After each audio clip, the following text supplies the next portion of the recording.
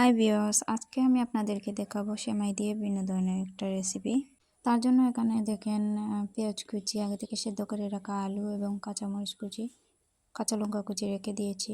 আর আমি এখানে সেমাইগুলোকে আগে থেকে ভেঙে একটা ডিম দিয়ে ভালো করে মাখিয়ে 5 মিনিটের জন্য রেখে দিয়েছিলাম।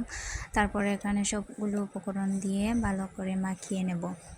তারপর এখানে স্বাদ মতো লবণ দিয়ে এগুলোর মধ্যে সামান্য একটু ময়দা দিয়ে দিবেন।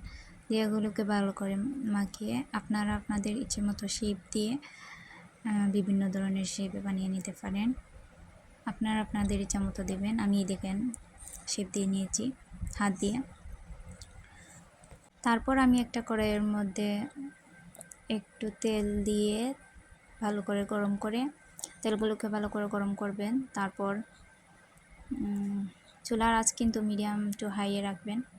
তারপর এগুলোকে দেখেন ভেজে নিলাম। তারপর রেডি আমার সেমাই দিয়ে কাবাব রেসিপি।